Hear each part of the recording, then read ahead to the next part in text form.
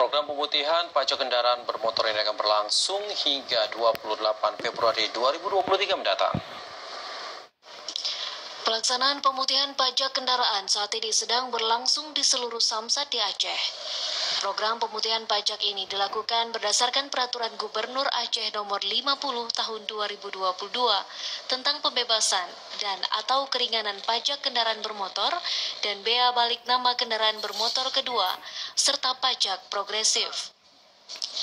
Adapun program pemutihan pajak kendaraan 2023 ini yang dibebaskan adalah denda pajak kendaraan bermotor atau PKB, pajak progresif, BPNKB kedua, serta cukup bayar pokok pajak 3 tahun bagi yang menunggak pajak selama 3 tahun.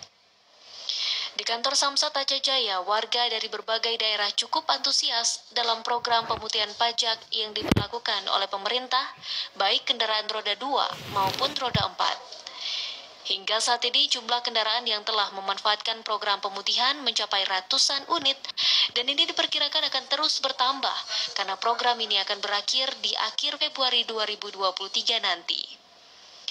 Kanit Residen Polres Aceh Jaya, Bribka Indra Nur Alam mengatakan saat ini jumlah kendaraan yang melakukan pemutihan BPNK berjumlah 96 unit dan selebihnya masih dalam pengajuan pemutihan. Untuk realisasi saat ini meliputi yang pemutihan BPNKB sejumlah lebih kurang 96 unit, itu meliputi dari pajak, BPN maupun denda progresif, yaitu denda pajak ganda. Harapan kami kepada masyarakat agar bisa memanfaatkan program pemutihan ini yang diberlakukan terhitung dari 2 Januari 2023 sampai 28 Februari 2023. Diharapkan kepada masyarakat agar tetap mengikuti program pemutihan ini, manfaatkan sebaik mungkin.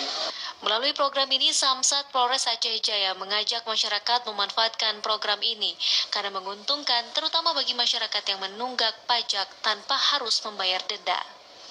Dari Aceh Jaya, Musliadi, TVRI Aceh melaporkan.